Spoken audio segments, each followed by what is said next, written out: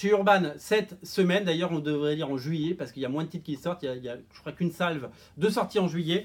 Le titre à ne rater sous aucun prétexte, c'est Batman Metal tome 2 qui regroupe l'ensemble des one-shots consacrés à Batman Metal, mais aussi la suite de la série principale Dark Knight Metal.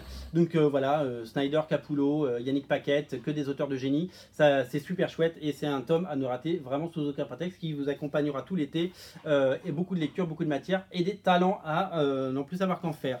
Le 4e tome de Justice League Rebirth est disponible. Brian Hitch toujours aux manettes avec Phil Briones au dessin, entre autres, Dan Abnett et Tom Denerick également. Des épisodes qui ont fait polémique, mais des épisodes plutôt sympas si vous aimez la Justice League et une vision plutôt mainstream de cette série.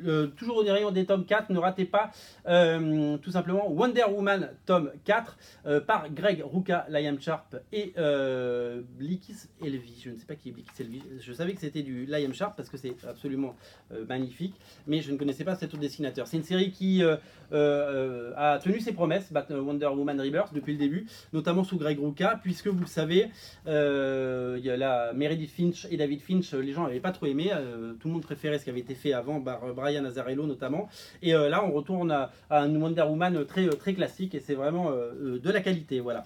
Ne pas rater non plus Injustice 2 tome 1 qui est disponible avec un petit sticker qui vous rappelle que 160 000 exemplaires ont été vendus. Si vous aimez le jeu vidéo, vous allez adorer ce Injustice 2.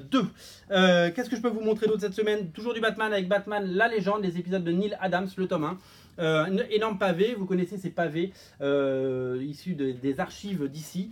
Voilà, donc le grand Neil Adams a dessiné pendant un sacré bout de temps le destin de Batman, et donc ces épisodes sont réédités toujours de façon impeccable par Urban. On termine par le tome 1 de Fabs, The Wolf Among Us. Si vous aimez Fable, il faut absolument poursuivre l'expérience.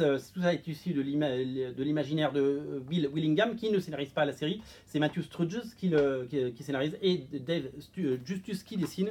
On est sur le thème du loup-garou, vous l'avez compris.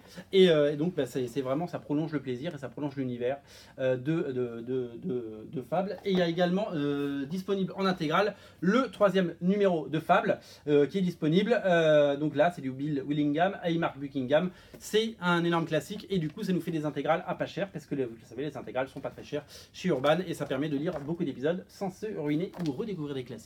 Tout est disponible sur le site originalcomics.fr ou en boutique. Il faut passer nous voir. On est au 49 rue La Cépède dans le 5e arrondissement. On est ouvert tous les jours de 11h à 19h. Salut!